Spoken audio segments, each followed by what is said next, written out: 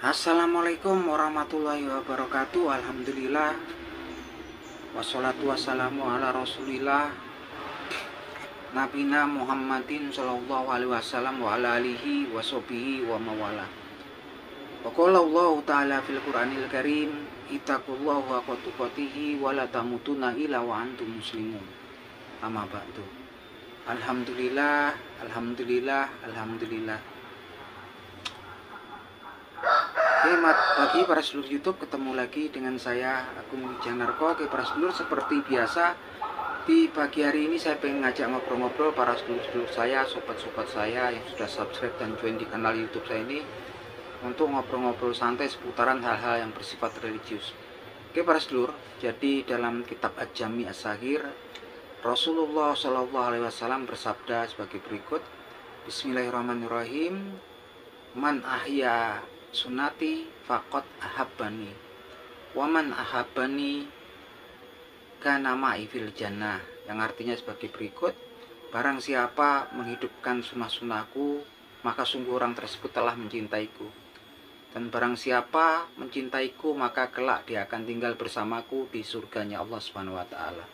Jadi teman-teman, hadis ini kalau menurut saya ini sebuah hadis yang sangat penting untuk kita cermati. Kenapa? Karena memang hakikat ataupun tujuan hidup manusia di dunia ini adalah tujuan akhirnya ya, final destination-nya adalah kemudian adalah kita selamat ya di yaumil hisab nanti, di yaumil akhir nanti kita selamat. Dan puncak kulminasinya daripada keselamatan kita kemudian kita selamat daripada neraka dan kemudian masuk ke dalam surganya Allah Subhanahu wa taala, yang memang luasnya seluas langit dan bumi, yang dijanjikan oleh Allah Subhanahu wa taala kepada hamba-hambanya yang beriman.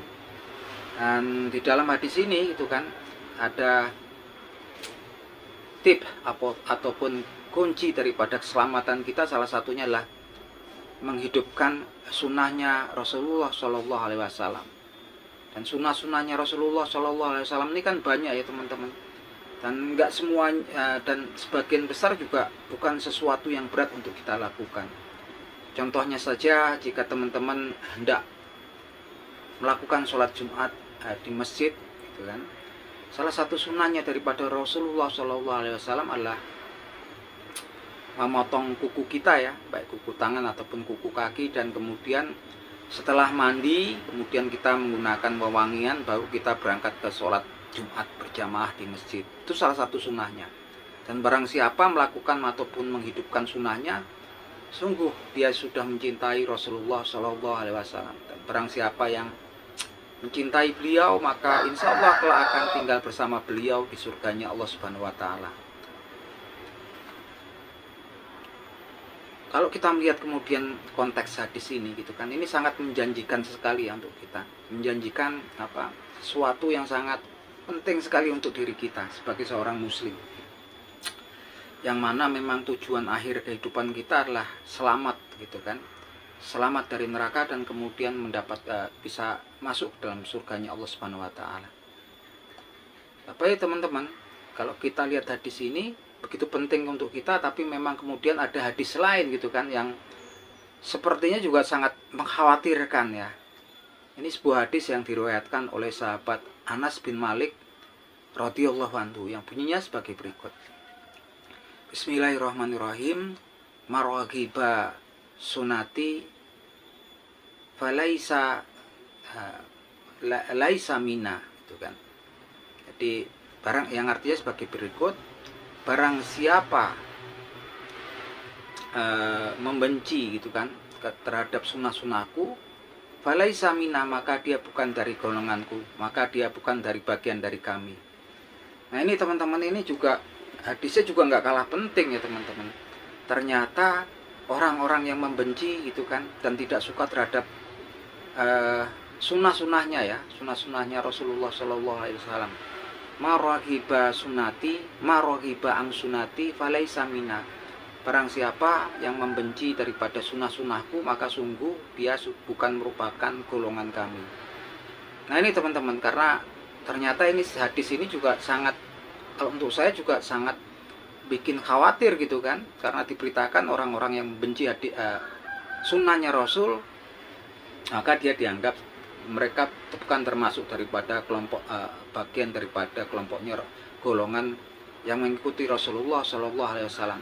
Nah, repotnya kan kadang-kadang ada orang-orang tertentu yang mereka juga orang Muslim yang kemudian karena kurang pengetahuan kemudian membenci buta gitu kan, yang hal-hal yang sesungguhnya menurut saya adalah sunnahnya Rasulullah Shallallahu Alaihi Wasallam ya teman-teman. Karena kurang pengetahuan gitu saudara-saudara kita.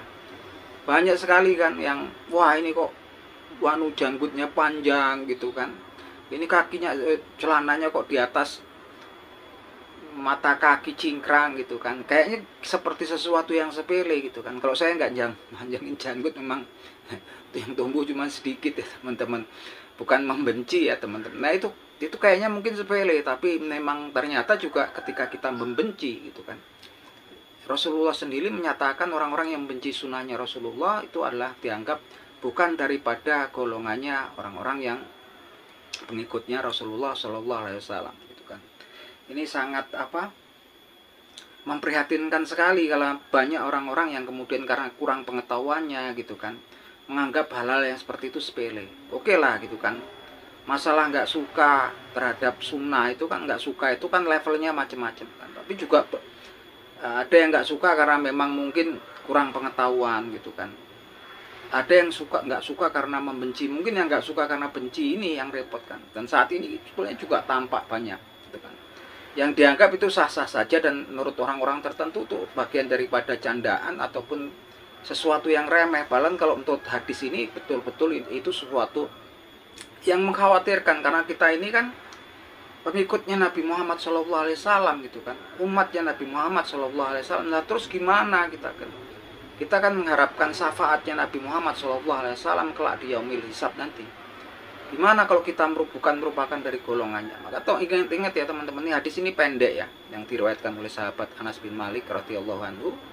Saya review lagi. Marwahiba sunati balaisa mina. Pendek tapi diingat-ingat semua dalam benak kita. Barang siapa membenci sunnah-sunnahku maka dia bukan daripada golonganku. Nah, ini teman-teman obrolan pagi, semoga bermanfaat, bisa menambah ilmu pengetahuan buat teman-teman dan semoga dicatatkan sebagai amal pahala di sisi Allah Subhanahu wa taala untuk saya pribadi dan untuk teman-teman yang nonton video ini. Akhir kata, wabillahi taufik wal hidayah. Wassalamualaikum warahmatullahi wabarakatuh.